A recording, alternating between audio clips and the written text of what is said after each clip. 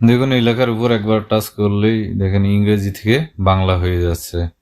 তো আমরা দেখি অনেক সাইট আমরা ইংরেজি বুঝি না, অনেক সাইটে যাই ইংরেজি লেখা কি আসে আমরা বুঝি না, তো আমরা এটা বাংলা করলে আমরা সহজেই পড়তে পারি। তো কিভাবে করবেন এটা আমি আজকে দেখাবো। দেখেন আমি এটা না আরেকটাতে ক্লিক করলাম, দেখেন এক ক্লিকেই হচ্ছে আপনার ইংরেজি থেকে বাংলা হয়ে গেছে। তো প্রসেসটা কেমনে করবেন এটা আমি আজকে দেখাবো। এর জন্য আপনারা প্রথমে গুগল প্লে স্টোরে যাবেন, এখানে আসার পরে এখানে লিখবেন HI স্পেস TRANSLATE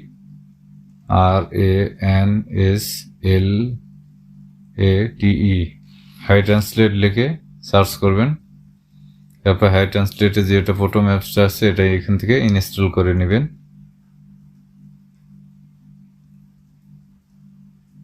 এখান থেকে অ্যাপসটা ডাউনলোড করে ইনস্টল করে নেবেন আপনারা। প্রথমে আমার অ্যাপসটা ইনস্টল হচ্ছে, তো ইনস্টল করার পরে আমি এখান থেকে ওপেন করলাম।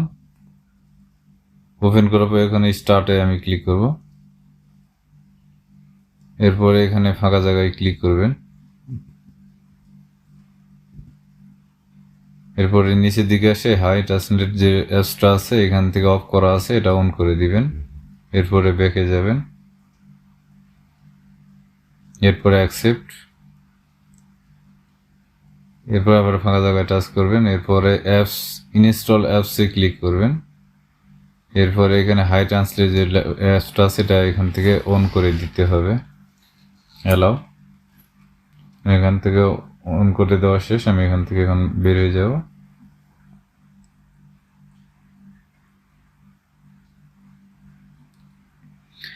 এরপরে লেটস গো তে ক্লিক করবেন, এরপরে অ্যালাও।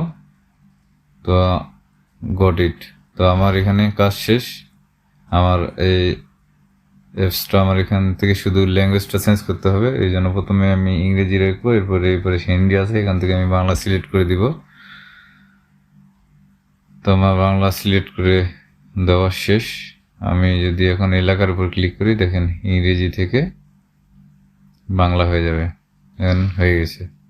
শুধু এখানে না, আমি যদি হচ্ছে ব্যাকে আসে ডেইলি স্টার পত্রিকায় যাই,